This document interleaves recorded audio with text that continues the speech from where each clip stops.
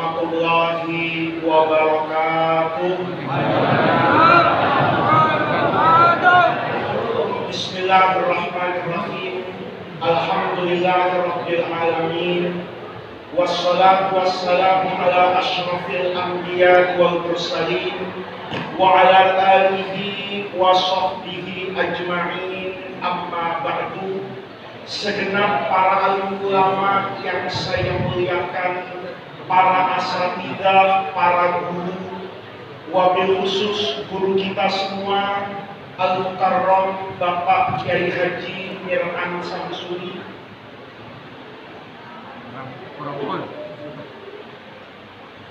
pejabat-pejabat pemerintah, dalam hal ini Bapak Lurah. Alhamdulillah Kiai Mir'an, hampir 2 bulan kita hadir di maulid dimanapun, dari ujung barat sampai ujung timur. Baru malam hari ini saya melihat lurah pakai sarung. Ini merupakan sesuatu yang luar biasa Pak Lurah, menandakan komitmen Pak Lurah terhadap kita masyarakat pencinta maulid, masyarakat yang biasa sarungan Pak Lurah. Bapak Ibu hadirin hadirat sekalian yang berbahagia, malam hari ini kalau bicara peringatan maulid kayak orang main bola, ini sebetulnya sudah offset ya. Karena tadi sore itu kita yang Nahdlatul Ulama yang Aswajan melakukan ru'yatul hilal. Ini mestinya kalau tidak ada mendung malam ini, ya cuma kita ini kan ributnya ru'yat itu kalau puasa sama lebaran. Padahal kita ini perlu meru'yat setiap bulan. Karena untuk menentukan puasa Ayyamul Bid itu kan menggunakan kalender Hijriah. Tadi saya dapat laporan karena mendung, maka hilal untuk bulan Jumadil Awal ini tidak terlihat. Tetapi yang namanya Maulid Nabi, apalagi di Jabodetabek, itu masyarakat Muslim bisa memulai tapi tidak bisa mengakhiri Maulid Nabi. Mulainya bisa, mesti kalau undangan Maulid itu nunggu tanggal 1 Rabiul Awal. Tapi kalau sudah tanggal 1 Rabiul Awal, itu yang namanya acara maulid kayak nggak berhenti-berhenti. Ya, apalagi orang Jakarta, orang dengan kultur masyarakat Betawi. Saya pernah diundang maulid itu, karena habis subuh nggak bisa, maka minta sebelum subuh. Jadi sampai bulannya itu sholat subuh, makan nasi kebuli, saya boleh meninggalkan tempat. Ini istimewa betul hari-hari. Ada yang sebelum subuh, ada yang habis subuh, ada yang waktu duha, ada yang siang. Saya 2 hari lalu ini di Jatiasih juga di komplek, itu ibu-ibu minta maulid jam 2 siang. Ya, ada lagi nanti maulid yang awal asar, ya, awal asar berjamaah, habis asar mudar, maghrib bubar. Jadi kalau Bapak Ibu sekalian melihat badan saya ini besar, mungkin 2 kali lipat dari ketua panitia, karena ketua panitia itu mengundang imam malam ini. Saya setiap hari nanti kalau periksa dokter, kata dokter, Pak Bais, kok kelihatannya badannya besar. Saya itu dokter kepengen nggak makan, tapi godaannya berat di bulan Rabiul Awal. Artinya kalau secara maulid kita itu cuma memulai. Saya itu masih punya undangan, itu awal Maret kalau nggak salah. Saya tanya sama yang mengundang, ini acaranya apa? Kata dia acaranya maulid Nabi. Saya bilang sama ketua panitianya, tolong acaranya habis maghrib kita mulai. Kok begitu Pak Ustaz? Iya, habis maghrib urutan, habis isya Isra Mi'raj, tengah malam tarhib Ramadan. Kenapa? Karena itu sudah menjelang bulan apa itu? Ramadan. Tapi orang itu dengan maulid Nabi itu kecintaannya tidak habis Misalnya orang sebelum nikah, ya, yang mau nikahan dulu itu, kalau besok mau akad nikah, malam Jumatnya itu mulutan. Nanti di rumah yang perempuan sebelum akad nikah itu baca maulid lagi. Nanti setelah berkumpul dengan istrinya hamil 7 bulan, baca maulid lagi. Nanti kalau sudah melahirkan akikahnya, baca maulid lagi. Punya duit sedikit-sedikit, bangun rumah, meletakkan batu pertamanya itu mulutan. Nanti rumahnya belum selesai, baru naik kapur, ya, mau ditutup atasnya, itu mulutan lagi. Nanti rumahnya selesai, baca mulutan lagi. Kita ini nggak baca maulid cuma sekali aja Pak, kalau mau bercerai. Ya, tapi semua apapun itu selalu kita iringi dengan maulid Nabi besar Muhammad Sallallahu Alaihi Wasallam. Kenapa kok bisa begitu? Karena ini sama dengan Rasulullah Sallallahu Alaihi Wasallam itu sendiri. Nabi Muhammad, ini saya pidato malam ini cuma meneruskan sahabat saya ini, Kiai Kunaifi, yang tadi punya cita-cita menjadikan masjid ini namanya Qasimul Barokah.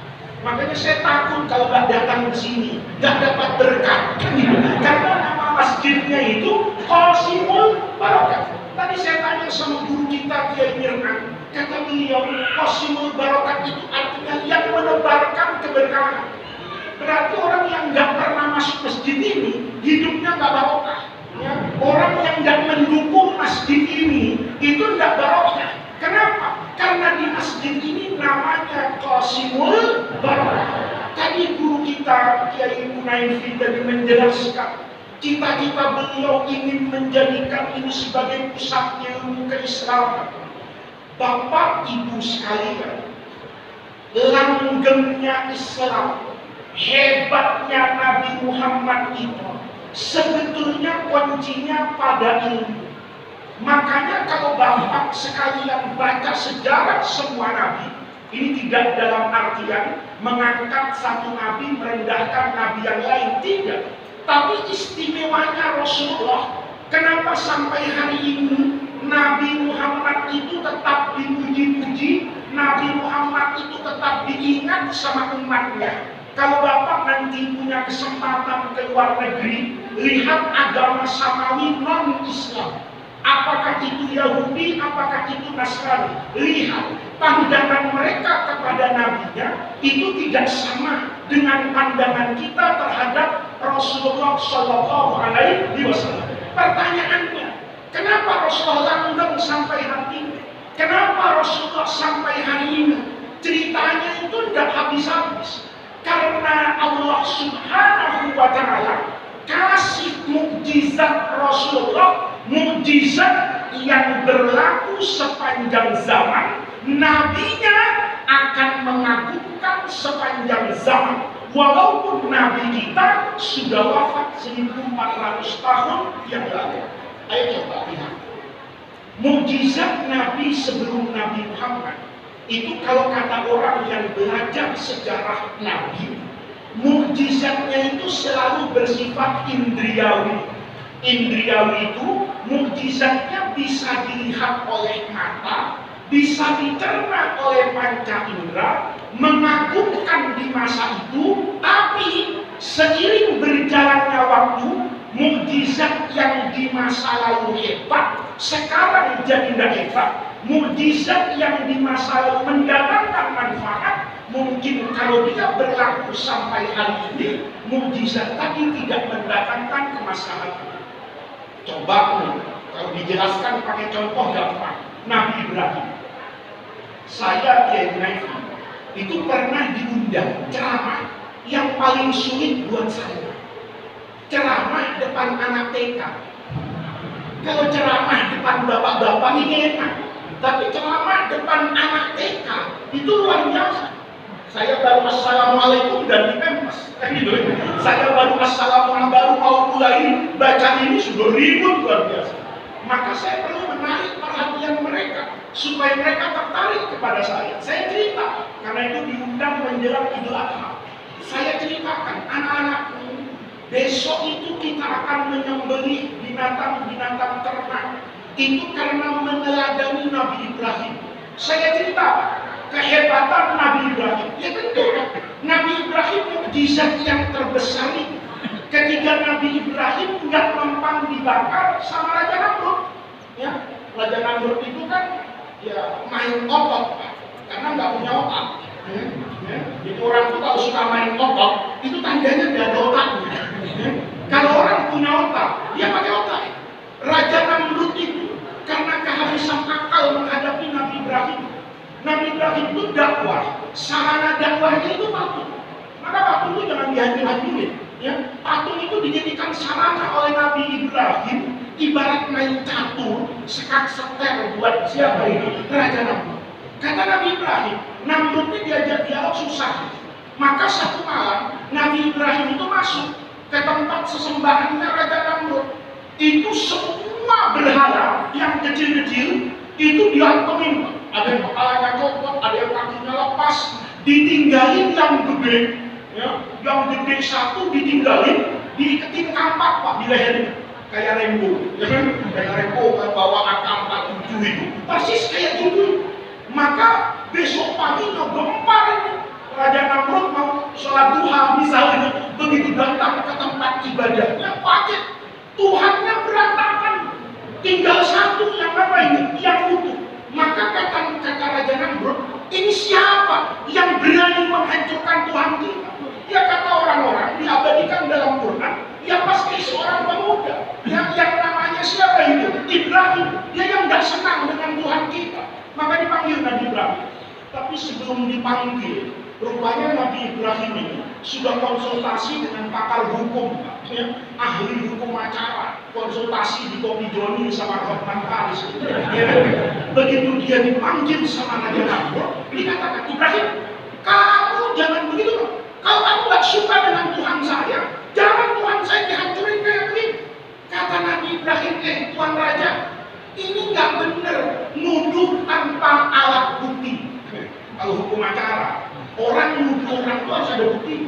Maka paling enak itu jadi kiai.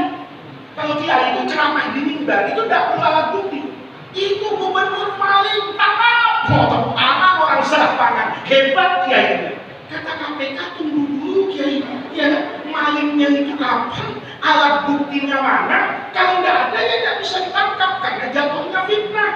Kata Nabi Ibrahim, maaf Tuan Raja, atas dasar apa Tuhan kemudian menuduh saya menghancurkan Tuhan-Tuhan ini? Sementara lihat logika hukum, alat bukti yang digunakan untuk menghancurkan Tuhan ini ada di tangan Tuhan yang paling gede.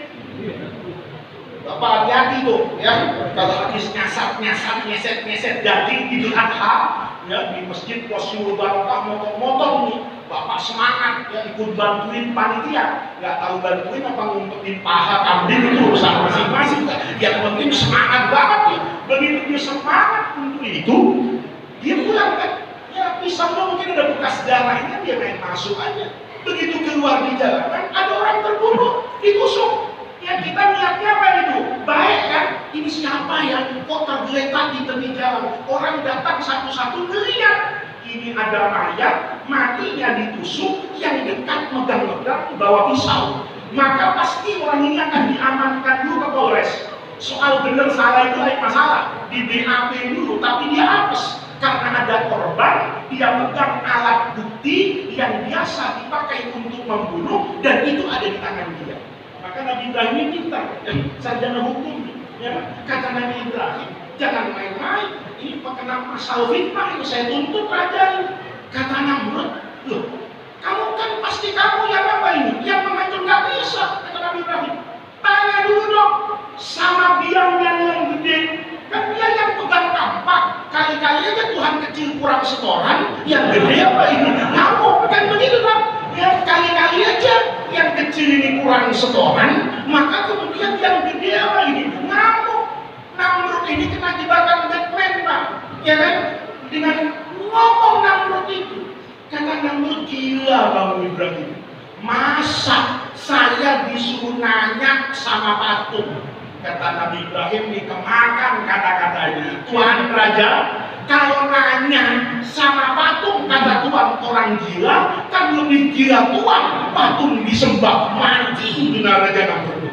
Kesel, kata Namrud, wah ini gak bisa nih pakai otak, kalah tuh. Maka pakai otot. Jadi kalau ada orang di Bekasi, dikit-dikit main otot, itu bawa ke rumah sakit. Cek DNA-nya. Jangan-jangan min dzurriyyati Namrud. Dari keturunannya siapa ini? Namrud. Kan yang suka main otot itu Namrud. Nabi Muhammad, Nabi Ibrahim tak pernah memperjuangkan Islam dengan cara yang tidak baik, menyampaikan agama dengan cara yang tidak sesuai dengan semangat zaman, tidak bermartabat. Nggak ada. Nabi Ibrahim menyampaikan tauhid itu dengan logika yang diterima oleh Raja Namrud. Masa saya suruh nanya sama patung? Kalau nanya sama patung saja nggak pantas, apalagi nyembah. Kata Namrud brengsek, gua kena apa ini? Hidup ini penghinaan ini. Ya udahlah, putuskan hukum semau-maunya, bakar Nabi Ibrahim. Nabi Ibrahim kan Pak, itu hari itu kan dibakar. Nabi Ibrahim ketika dibakar, saya cerita sama anak TK tadi. Anak-anakku hebat betul Nabi Ibrahim. Karena ketulusannya memperjuangkan agama Allah. Karena takbir yang dia kumandangkan itu khalisan lillah. Begitu dia ada masalah, maka Jibril ya, kasih jimat bersertifikat halal. Jimat gitu. Ya. Apa jimatnya? Ya naru kuni bardan wassalaman ala Ibrahim. Pakai nakirah. Ya naru, kata orang yang ngaji nahwu, kalau nakirah itu dia yufidul umum, dia berlaku untuk semua api. Jadi hari itu waktu Nabi Ibrahim dikasih omongan ya naru kuni bardan wassalaman, ada orang di kampung cakung ibu-ibu masak nasi dari maghrib sampai kiamat kurang 2 hari nggak matang gitu. Kenapa? Karena apinya hebat. Nabi Ibrahim dibakar nggak matang. Saya ceramah begini Pak, di masjid-masjid orang pada diri.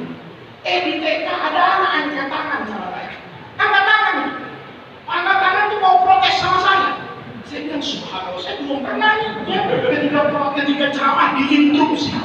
Ini anak TK ya. Karena saya lupa Pak, bahwa anak yang saya hadapi itu adalah anak generasi Samsung dan iPhone ya. Generasi yang suka samikna wa pikir-pikir. Kalau kita kan dikasih tahu gitu samikna wa abain. Karena kita mau tanya juga repot, keinginan rumahnya jauh ya nggak sempat tanya. Ya anak sekarang tanya sama Al-Mukarram Google ya. Kalau sudah Google yang jawab, Al-Alim Al-Alamah itu tahu semua. Maka anak sekarang angkat tangan kritisnya. Dia bilang sama saya, maaf Pak, kalau kehebatan Nabi Ibrahim itu diukur dengan nggak mempan dibakar, maka Nabi Ibrahim itu sama dengan tetangga saya. Saya kaget luar biasa. Tetanggamu, nah iya Pak Ustaz. Tetanggamu siapa? Nabi Ismail, Nabi Ishak, ya, Nabi Adam. Bukan Pak Ustaz. Ya, tetangga saya pemadam kebakaran. Iya, logikanya benar Pak. Nabi Ibrahim itu sebetulnya nggak mau berhadapan dengan api, nggak mau. Dia berhadapan dengan api itu karena terpaksa. Namrud yang saya. Tapi pemadam kebakaran, ada api didatangi. Kalau ada pemadam kebakaran, tuh takut astagfirullah. Dia pecat itu ya kan. Dia menghadapi api harus berani. Kenapa? Bajunya itu anti api. Bapak kalau tahu pemadam kebakaran sama dengan pembalap F1 gitu. Itu bajunya. Ya bajunya itu, Bapak ambil kereta, ya bakar tuh bajunya, ya bakar. Mungkin dari subuh sampai subuh nanti Imam Mahdi mau turun menjelang kiamat, kagak bakar itu baju. Itu helmnya kayak kaca, tapi bukan kaca itu multiple. Bapak kampakin aja, kalau waktu 33 kali ya kayak amalan kan, 411 ya 4444 bacain salawat Nabi, nggak pecah itu ya. Kenapa? Memang dia dibuat untuk anti api. Kata anak TK tadi, kalau kehebatan seorang nabi itu nggak mempan dibakar, bahasa anak TK tadi dulu mengagumkan, hari ini tidak lagi mengagumkan. Saya hari itu Pak dapat ilmu dari anak TK. Saya bilang keren juga nih anak. Ntar malam gue ngutang gue jadi judul lagi kita. Dan ilmu kita dapat ilmu itu kan nggak harus dari kiai. Mungkin anak TK saya pikir-pikir benar juga ya. Kenapa Rasulullah itu, kita ulama itu disebut warasatul anbiya, tapi kita nggak mewarisin yang begitu-begitu dari Nabi. Yang kita wariskan itu Quran, yang kita wariskan itu hadis. Kita tidak mewariskan yang kayak begitu. Padahal warisan yang kayak begitu pada diri semua Nabi sabar-sabar. Coba Nabi Musa. Nabi Musa itu kan jalan kaki biasa, ya. Mungkin capek, mungkin butuh alat bantu, ngelihat pohon ada dahannya dipotek, kata orang Betawi, dipotek dijadiin tongkat. Maka dijadiin tongkat itu Nabi Musa nggak pernah tahu kalau itu tongkat keramat banget. Ditanya sama Allah, "Wa mati kabiyam ini kayak Musa." Di tangan kananmu apa Musa? Kalau nggak itu Allah nanya. Itu bukan berarti Allah nggak tahu, supaya gambaran buat kita. Kata Nabi Musa, dia asoya, biasa aja Jibril, ini tongkat atau kaku alaih. Saya untuk apa ini berdiri, kan enak kalau ada tongkatnya, ya kan? Kemudian wa ahussu biha ala ghanami, kambing-kambing itu kalau diurusin, ya. Dan wa liya fiha ma'aribu ukhra, banyak manfaatnya tongkat ini. Luar biasa. Ini kalau dalam ilmu tasawuf, Nabi Musa itu ditegur sama Allah. Lupa, dia ngomong, wah saya ini banyak butuh sama tongkat ini. Dia lupa bahwa butuh itu sebetulnya sama siapa? Sama Allah. Maka kata Jibril, kata Allah Jibril, suruh lempar ke tongkat. Lempar Musa. Kata Nabi Musa, untuk apa? Lempar. Begitu dilempar, fa'idah dia hayyatun, pas jadi barongsai, ya, jadi ular mabok gede banget. Nabi Musa kaget banget, dia tidak pernah menyangka bahwa kayu yang dia bawa itu bisa jadi apa ini? Jadi ular, ceritanya panjang. Kapan-kapan diceritain satu naik lah soal Nabi Musa. Tapi yang namanya kayu, tongkat kayu ini, mukjizat Nabi Musa luar biasa. Waktu dikejar sama Fir'aun, itu Nabi Musa kan lupa, nggak nyalakan GPS, nggak pakai Google Map gitu. Begitu dengar Fir'aun ngamuk-ngamuk, main kabur aja. Kabur ke pantai, ya kan? Kata umatnya, gimana sih bos, ya kan? Kok kaburnya ke pantai gitu? Kaburnya ke gunung kayak untuk gerilya, ini kabur ke pantai. Begitu sampai di pantai, mau kabur kemana kita? Di belakang Fir'aun, di depan laut, inna lamudrok, mati kita.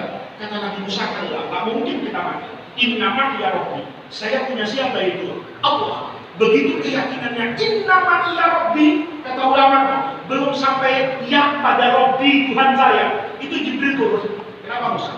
Kenapa? Kata Nabi Musa, mau ya kan? Mau mati kita, pakai tanya kenapa?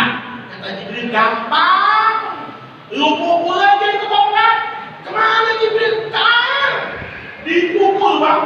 Kalau ilustrasinya jadi jembatan suatan, jadi jembatan Muhammad bin Salman yang tol atas itu dipukul langsung jadi.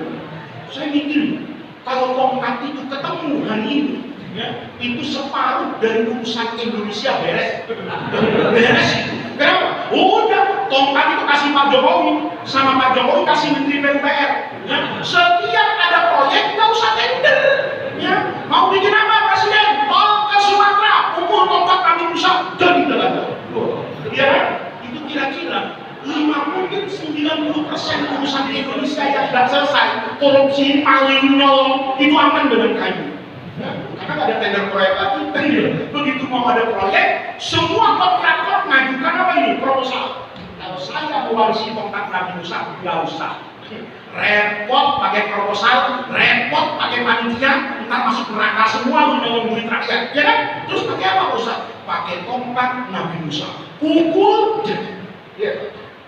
Kelihatannya apa itu? Hebat, kelihatannya bermanfaat. Tapi kalau kayak gitu semua, pabrik semen tutup, Pak. Ya, pangkalan itu tutup itu nanti setiap orang mau bangun rumah. Lo baru nikah dia nggak punya rumah, nggak punya Ustaz, karena ini punya rumah. Nih, gue punya tongkat, pok, langsung di apartemen. Iya, itu mukjizatnya Nabi Musa. Tapi kita lihat, itu yang dulu bermanfaat. Hari ini kalau terjadi nggak manfaat. Nabi Isa yang mau diperingati kelahirannya ini disebut dalam Al-Quran itu Al-Masih. Kenapa? Karena tangan dia itu kalau masalah orang sakit apa aja asal diusap sama Nabi Isa sembuh.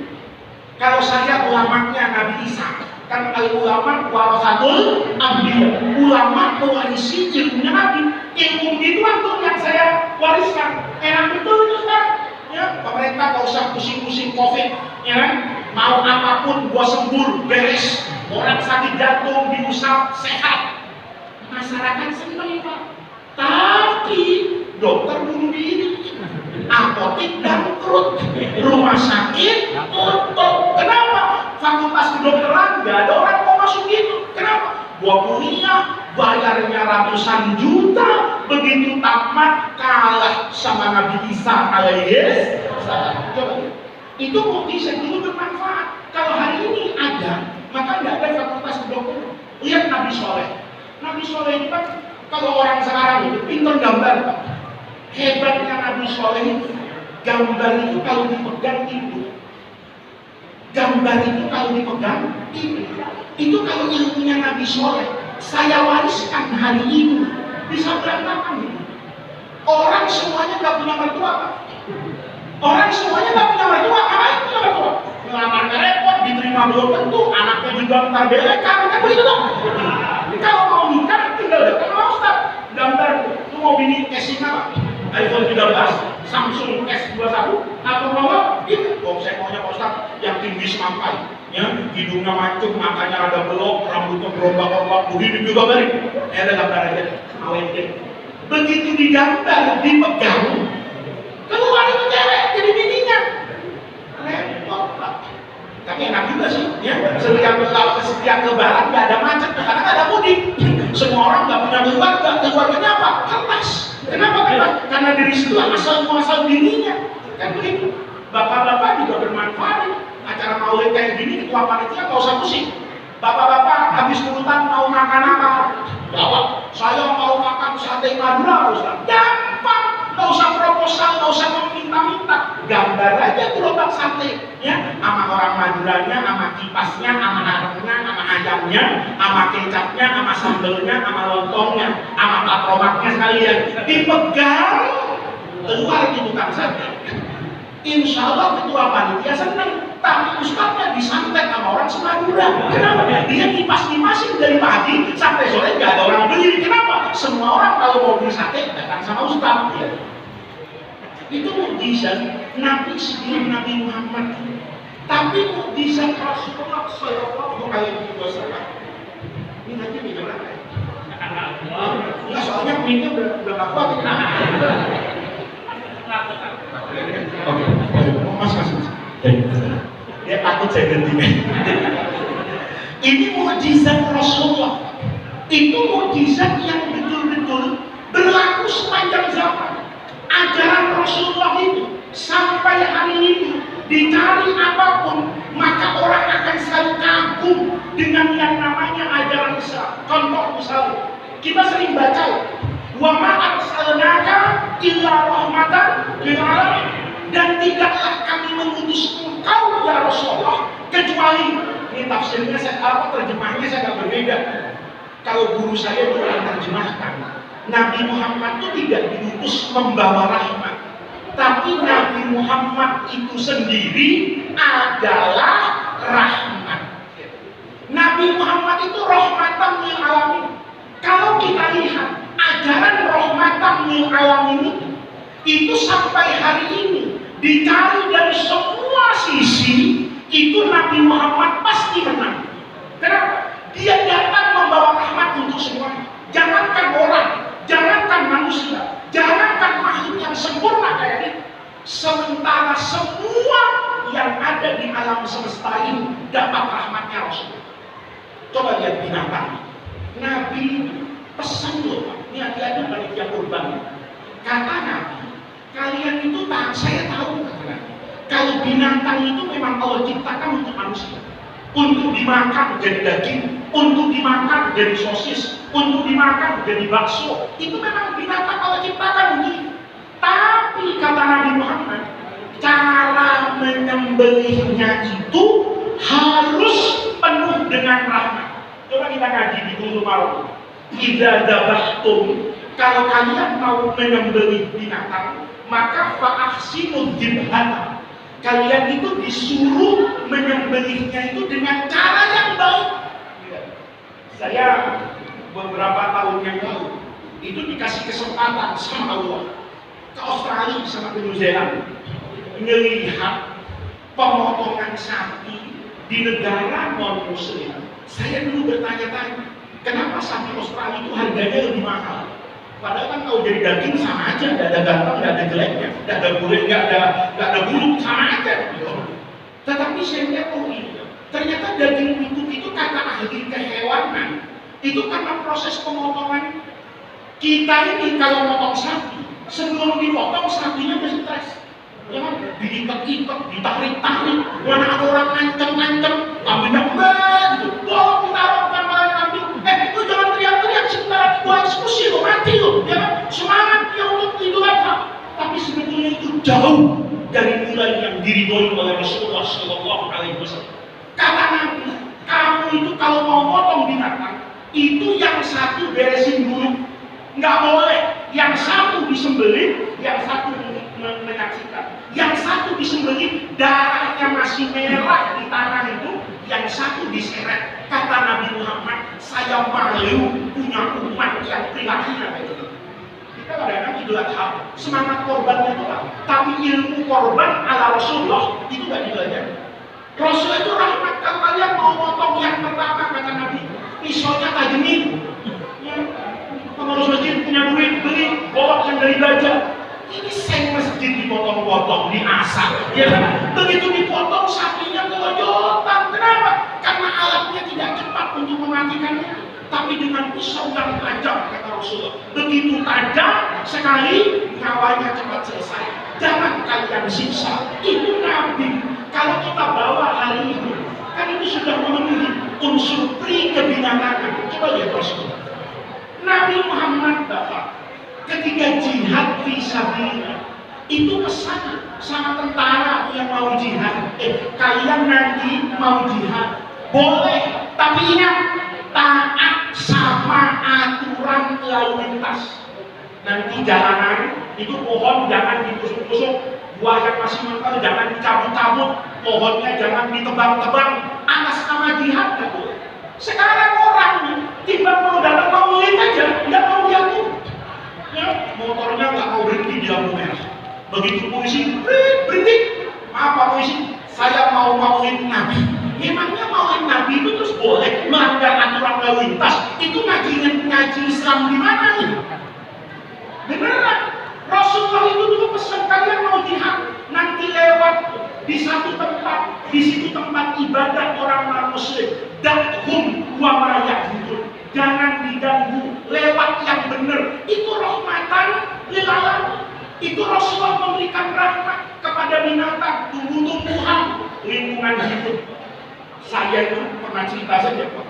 Saya itu pernah belajar hadis maknanya. Itu dari orang non-muslim. Saya pernah ke Cina beberapa tahun yang lalu. Itu kumpul semobil yang muslim bukan saya. Yang satu, ya agamanya nggak jelas, ya katanya agamanya begini tapi tidak pernah ke gereja. Ya, kata yang satu agamanya begini tapi tidak pernah ibadah. Pokoknya orang-orang yang tidak bertuhan kayaknya. Ya, naik semobil sama saya, ya ke Jining, itu kota industri yang paling mengagumkan mungkin 10 tahun yang lalu di Cina. Saya naik mobil. Begitu naik mobil, saya itu panik karena saya belum sholat zuhur, belum sholat asar. Harusnya kan jamaah akhir, tapi matahari itu sudah mau tenggelam. Maka saya bilang sama teman-teman saya ini, ya sebagian anak Singapura, sebagian ada orang Malaysia. Saya bilang kita harus berhenti di jalan. Ada apa? Saya mau mengerjakan pekerjaan yang paling penting dalam agama saya. Apa itu? Sholat. Awwalu ma yuhasabu bil abdu yaumil qiyamah as-sholat. Kalau sholatnya beres, yang lain beres. Kalau sholatnya nggak beres, yang lain bermasalah. Maka saya belum sholat. Saya harus apa ini? Sholat. Berhenti. Di highway Cina itu hampir setiap itu ada keran air. Jadi bisa berwudu. Begitu berwudu, saya ambil sarung yang kering, saya cari arah kiblat, saya sholat. Teman saya ini mikir lah, yang non muslim. Dia yakin saya. Setelah naik mobil itu, dia tanya sama saya, Faiz, kamu tadi ngapain? Saya bilang ibadah. Ibadah yang paling penting dalam agama saya. Dia mulai mikir, agama apa? Ibadah yang paling penting kok dilakukan di tepi jalan. Sementara teman-teman saya itu punya tradisi, ibadah itu tidak bisa dilakukan kecuali di rumah ibadah. Orang gereja itu Nasrani, kalau mau kebaktian harus di gereja.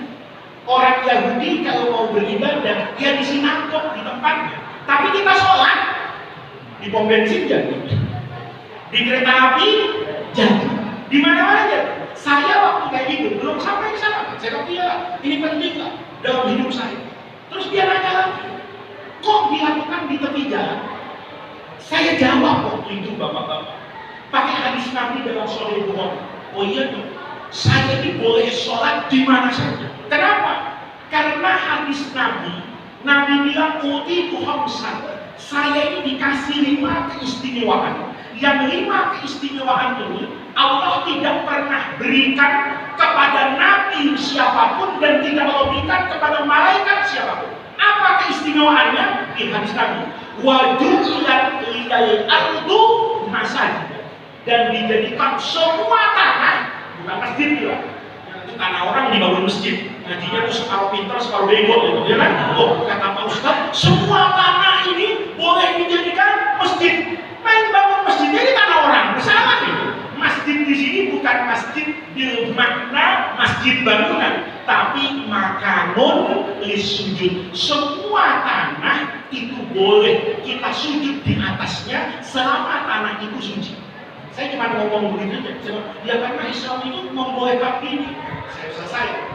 Sampai di tempat, masing-masing ke kamar hotel, sibuk dengan urusan masing-masing. Besok ada seminar, ikut selesai. Teman saya juga tahu yang non muslim. Dia bilang gini, Faiz, saya nggak bisa tidur semalam. Saya bilang, kenapa nggak bisa tidur? Mikirin nabimu itu. Saya bilang, kenapa nabi saya kamu mikirin gitu? Kenapa kamu nggak mikirin nabimu sendiri gitu? Jangan mikirin istri orang, istri sendiri nggak dikasih belanja, repot ini. Saya bilang, kata dia, saya tuh kepikiran dengan kata-katamu, kata-kata yang itu. Nabimu kan pesan, dan jadikan Allah, jadikan semua tanah di dunia itu bisa sebagai tempat sujud. Saya bilang iya. Kata dia, saya pahami dari pesan Nabimu, berarti Nabimu itu Faiz adalah Nabi yang peduli dengan lingkungan hidup. Saya selama ngaji hadis itu adanya babu toharo, babu iman, babu sidqi. Tidak ada itu babu lingkungan hidup itu. Saya tanya sama teman saya, kok bisa begitu? Nabi saya paham ilmu, iya. Itu kan pesan Nabi. Perlakukanlah semua tanah Allah yang ada di bumi ini seperti kamu memperlakukan masjid di mana kamu sendiri. Kita masjid mesti bersih. Ya, coba kakinya kotor masuk ke sini, kok didamprat sama mabotnya. Iya kan? Ayo kalau berani kotor-kotor masuk ke masjid ini, buang sampah sembarangan, diomelin. Kata orang itu, Nabimu itu hebat. Dia punya pesan kemanusiaan. Perlakukanlah semua tanah di muka bumi ini seperti engkau memperlakukan apa ini? Masjid. Saya bangga. Oh iya dong, Nabi saya hebat. Ini orang nggak mau kalah. Dia nggak nanya sama saya, Faiz, kamu kan pernah ke Singapura? Iya. Dan saya pernah ke Indonesia. Dia nanya, di Singapura banyakan tukang sampahnya apa banyakan sampahnya? Ya saya bawa jawab, banyakan tukang sampahnya, banyakan tong sampahnya, dari sampahnya bersih begitu. Dia tanya, di Indonesia banyakan tong sampahnya apa banyakan sampahnya? Ya kita tahu sendiri lah Pak. Sungai Ciliwung itu kalau di Manggarai, kebetulan yang tukang angkat itu murid saya Pak di pengajian. Dia cerita yang diangkat itu di pintu air kasur, yang diangkat itu kulkas, yang diangkat itu barang-barang yang menyumbat. Orang kita kalau ditanya yang buang kasur ke sungai, agamanya apa? Saya yakin suka maulidan juga dia. Kalau baca sholawat mungkin mau muncrat-muncrat dia, tapi betapa jauhnya dia dengan Rasulullah Shallallahu Alaihi Wasallam. Kenapa? Ilmu. Maka Kiai Ibrahim itu betul. Mukjizat Rasulullah itu yang abadi hari ini. Itu kalau kita mampu menguasai teknologi dan sains, kemudian kita mampu Misalnya menafsirkan ajaran agama sesuai dengan konteks hari ini. Tadi Pak Lurah itu bagus banget untuk jaga kesehatan. Saya Pak Lurah ikut prokes, cuma karena di Jakarta PPKM-nya level 1, itu maskernya sudah kayak terbuka. Padahal kemarin-kemarin itu kita buka masker, kita buka Allah, ngerasa aneh. Tapi dulu Pak, ketika di Jakarta itu, ya levelnya merah, ya level 1, saya sholat berjamaah ke masjid itu, masker nggak saya lepas. Ada dokter yang iseng WhatsApp saya, dia bilang begini, karena sama-sama kenal Gus. Saya lihat ini salah satu ustadz yang taat prokes. Karena saya betul-betul masker. Saya itu kampanye vaksin, walaupun saya bukan salah vaksin. Ya, kalau saya salah vaksin, udah salah vaksin nih, udah nggak ada mau datang ke sini, ya. Udah punya apartemen, saya di Singapura kan begini Pak. Tapi saya divaksin. Ayah saya itu pertama kali divaksin, bukan karena dipaksa pemerintah, karena saya tahu ilmu agamanya.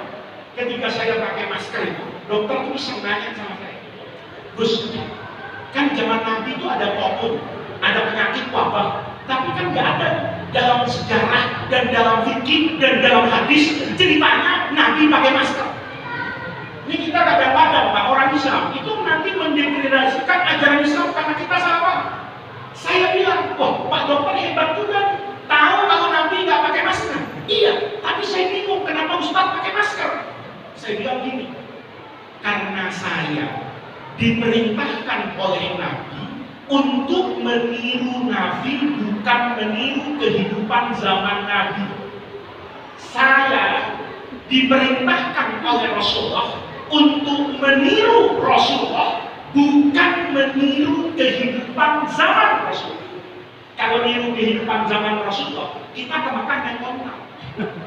Kan niru zaman Nabi. Memang Nabi pernah umrah itu naik pesawat? Enggak lah. Nabi memang pernah itu. Ada kloter 1, kloter 2. Enggak. Zaman Nabi memang ada ilmu tajwid. Ilmu tajwid itu ada sebagai ilmu yang dipraktekkan. Tetapi sebagai satuan ilmu yang namanya tajwid, ya nggak ada itu. Saya bilang, saya ini diperintahkan oleh agama untuk niru Nabi. Gimana niru Nabi? Ya, kalau Bapak bukan ya Pak Ulang ya, kalau kita kampanye kesehatan, itu yang dianjurkan oleh ahli medis. Sebetulnya satuan-satuan itu ada semua dalam diri Rasul. Apa contohnya? Saya waktu itu karena PPKM itu kata Pak Gubernur di Jakarta Pak Anies itu levelnya sangat mengkhawatirkan. Saya ke masjid itu maskernya double. Dokter tuh kaget, ini udah maskeran double. Saya bilang begini kan, karena saya dulu di pesantren itu ngaji sirah nabawiyah, ngaji sejarah hidup Nabi. Dalam kitab Asy-Syama'il Al-Muhammadiyah karangan Imam At-Tirmizi, yang kata orang jangan pernah cerita tentang sosok Rasulullah kalau belum pernah hatam kitab Asy-Syama'il Al-Muhammadiyah. Saya dulu di pesantren ngaji bersama ilmu. Di dalam Asy-Syama'il Al-Muhammadiyah itu waktu perang Uhud itu Imam At-Tirmizi, Imam Ahmad dalam Mustadnya itu meriwayatkan hadis bahwa yauma Uhudin kana ala Nabi sallallahu alaihi wasallam dir'ani wa dhahara bainahuma. Kata Imam At-Tirmizi, waktu perang Uhud, Nabi itu turun ke medan perang Uhud pakai baju besi. Baju besinya berapa ini? 2. Diapakan ini? Didobel sama Rasul. Pertanyaannya, Nabi pakai baju besi itu kenapa? Itu kan ikhtiar. Apa terus Bapak berani ngomong sama Nabi? Nabi, jangan takut sama pedang, takutnya sama Allah. Jangan takut sama corona, takutnya sama Allah. Ini kan orang separuh pintar banyak begonya. Kita juga takut sama makan. Kalau kita takut sama Allah, berani sama makan, kenapa nggak tidur di kandang makan aja berdua sama makan? Saya bilang loh, Rasulullah itu pakai dir'ani karena perang Uhud itu perang yang berbahaya. Kenapa perang berbahaya? Ini di depan kota Rasulullah. Kalau di Badar dulu kalah, untuk ngasih tahunya orang kafir sampai ke Madinah butuh waktu. Tapi hari ini kalau kita kalah di Uhud, orang kafir gampang betul masuk ke Madinah. Maka kata Rasulullah, ikhtiarnya semakin kuat. Pakai apa ini? Pakai 2 lapis. Begitu Rasulullah pakai 2 lapis, saya pakai 2 lapis masker. Itu sebetulnya niru Rasulullah. Kalau dulu musuhnya Rasulullah pakai pedang sama tombak, hari ini musuhnya adalah virus yang kata Pak Lurah tadi hanya bisa dikalahkan dengan penggunaan apa itu? Masker. Ketika kita bawa Islam ke seperti ini, orang nyebut, hebat juga ya Nabi Muhammad. Saya waktu vaksin, dokternya nanya, Pak Faiz beneran mau divaksin? Saya waktu itu nggak sengaja supaya dokternya itu nyuntikinnya itu tenang, gitu. Ya, kalau nauzubillah saya divaksin mati lah, masya Allah. Dokter itu dianggap membunuh lama, kan gitu. Sebelum itu saya datang ke dokter itu saya bawa Sahih Bukhari. Kata dokter, itu buku apa Pak Faiz? Ini buku yang menunjukkan bahwa orang itu harus vaksin. Kata dokternya, soal apa itu? Saya bilang begini. Di Madinah itu ada kurma yang mahal harganya, namanya kurma ajwa. Padahal dari aspek rasa dan bentuk, buat orang yang pernah tinggal di Madinah, ada banyak kurma Madinah yang bentuknya lebih besar, rasanya lebih enak dari kurma ajwa. Tapi kenapa ajwa mahal? Karena ada hadis. Apa-apa kalau ada hadisnya mahal. Ya, makanya bupati kalau mau pilihan itu nyari kiai, ya. Gubernur kalau mau pilihan nyari kiai supaya gubernur itu dikasih apa ini? Dikasih dalil. Saudara-saudara, memilih gubernur ini adalah jihad fi sabilillah. Kenapa? Gubernur ini pakai hadis. Kurma ajwa itu ada hadis Nabi. Kalau nggak ada hadis Nabinya, sama aja dengan kurma lain. Apa hadis Nabinya? Kata Rasulullah. Itu riwayatnya 2. Dua-duanya sahih. Yang pertama, manis tobah. Yang satu bunyinya man tasobbah.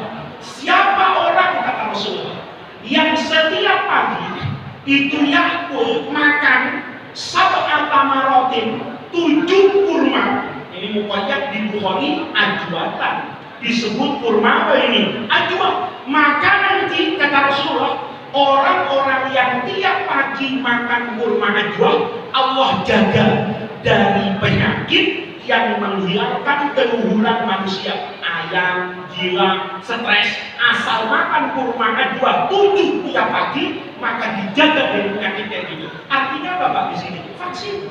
Kan logikanya gitu, kalau Bapak sudah makan kurma tiap pagi 7 kali, itu seolah kata Nabi nggak bakalan gila dan nggak bakalan kena penyakit ayam yang merendahkan derajat manusia karena bisa buka aurat karena nggak sadar dan sebagainya.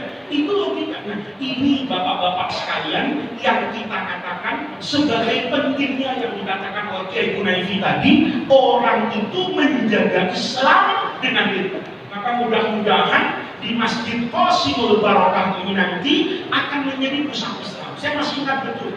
Dulu saya masih kecil, saya ngaji kemana-mana itu bawa kitab Pak juga kan. Sekarang nggak tahu kenapa orang ngaji bawa bendera. Ya. Dulu orang ngaji itu bawa kitab di Bekasi. Saya punya guru, yaitu adik iparnya almarhum Kiai Idam Khalid, ketua umum PBNU yang paling lama. Namanya Kiai Umairah Bakir. Ya, pamannya itu dulu namanya Guru Mukti.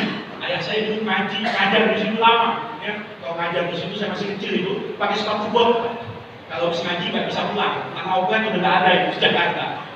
Saya pernah nakal kayaknya, saya tanya Kiai Umairah, kenapa dia itu namanya Umairah? Itu kan tasdil dari Umar gitu. Kalau Umar banyak, tapi di Indonesia ini yang namanya Umairah itu kayaknya cuma Kiai doang gitu. Saya tanya gitu aja, apa beliau jawabnya? Luar biasa. Kata beliau, gini, saya ini dikasih nama Umairah karena munasabahnya. Waktu saya lahir, brojol dari rahim ibu, ayah saya Al-Maghfurah Guru Bakir di Jatinegara sedang hataman kitab Qalyubi wa Umairah di At-Tahiriyah. Karena bapak saya pas hatam kitab ini, dia Kunaifi tahu kitab Qalyubi Umairah itu kitab mazhab Syafi'i yang dipakai muqarrar di Al-Azhar Mesir. Berarti orang Betawi dulu ngaji ngajinya itu selevel dengan mahasiswa biasa.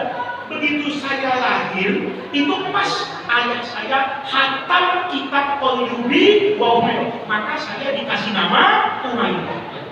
Berarti dulu Islam itu dijaga. Saya kecil itu ngaji ke kita. Kata bapak saya, bawa kitab. Nggak ngerti saya, masih SD, tapi bawa kitab. Dulu orang belajar itu dengan kitab, belajar itu dengan ilmu. Dan semua kiai dulu ngajarnya pakai kitab, dan semua kiai mesti punya pengikut. Kalau Ustadz sekarang itu nggak punya pengikut, Ustadz sekarang itu punya penggemar. Ya, selama digemari dia diikuti, kalau sudah keluar dari selera penggemar ditinggal. Itu bedanya. Karena kiai sekarang itu suka naik daun. Kalau saya nggak mau jadi naik daun itu, kenapa? Ya saya kan pintar. Badan saya segede gini, naik daun, ya jatuh gitu. Maka orang yang naik daun itu siap-siap itu apa itu? Jatuh. Tapi ini begini saya sampaikan karena kiai Munafidah itu betul-betul niatan yang tulus.